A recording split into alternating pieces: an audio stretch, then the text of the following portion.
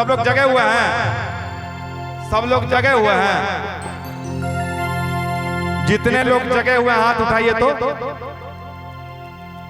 आज जो लोग सो गए वो हाथ उठाइए तो। जो लोग सो गए वो हाथ उठाइए।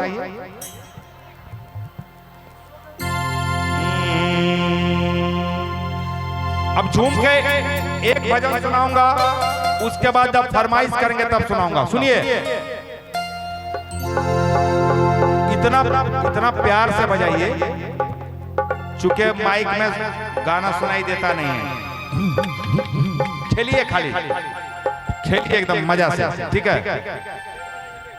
हाय, ये क्या एक ही माइक चलेगा?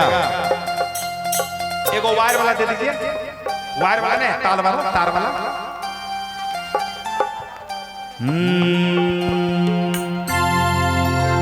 के भोला घर में चोरी भेले हो भाई,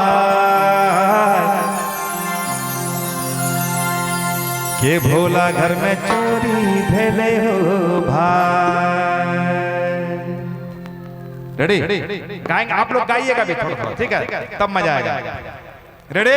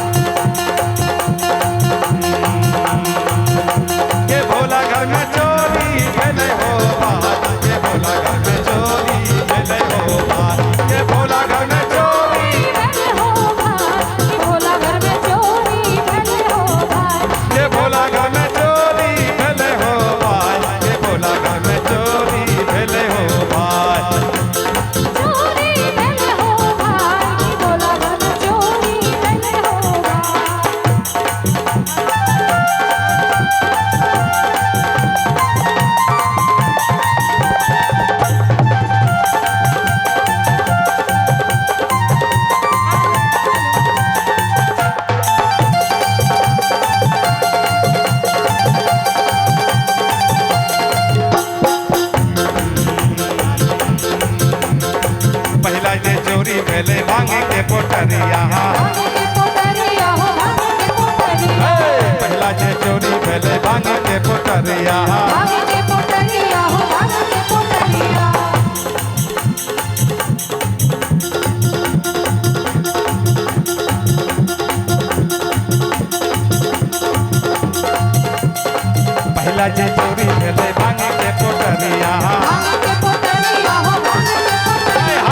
पहला जे चोरी भेले भांग के पोटरिया, त्रिशूल सहित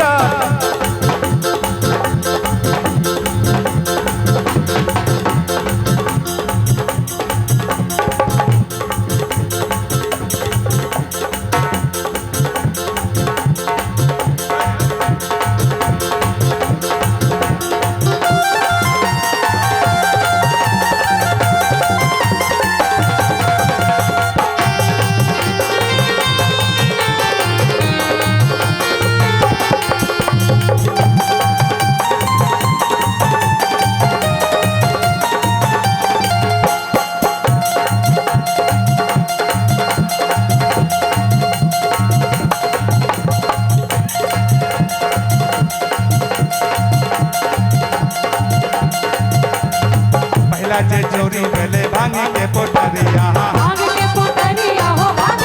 हाय हाय, पहला जे चोरी भेले भांग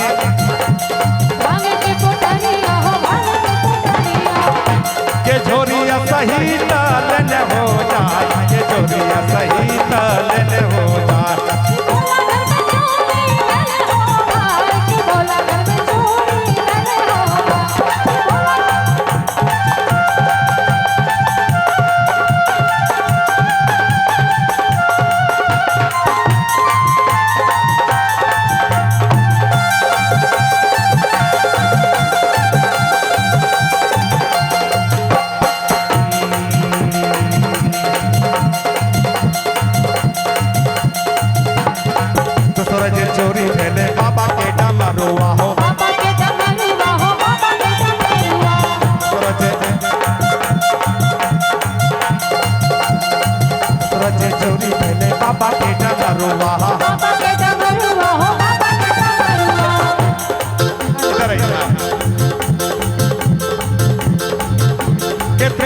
सही तालन हो जाए, ये त्रिशूल सही तालन हो जाए, ये भोला घर में चोरी भले हो भाई, कि भोला घर में चोरी भले हो भाई, कि भोला घर में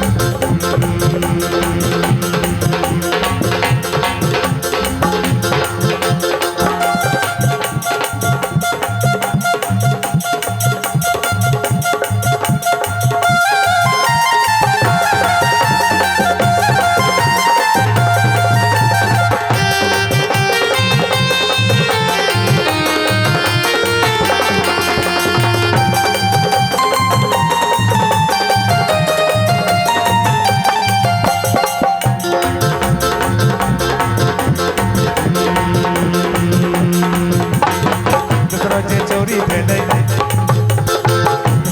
चोरी भेले बसा हवायला वहा, बस हवायला बहो, बस हवायला चोरी भेले बसा हवायला वहा, बस हवायला बहो, बस हवायला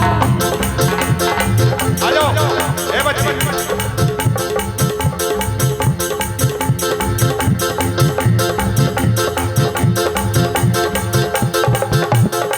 रोजे चोरी भेले बसा हवायला वहा, बस हवायला बहो, बस हवायला रोजे चोरी भेले बसा हवायला वहा, बस हवायला बहो, बस हवायला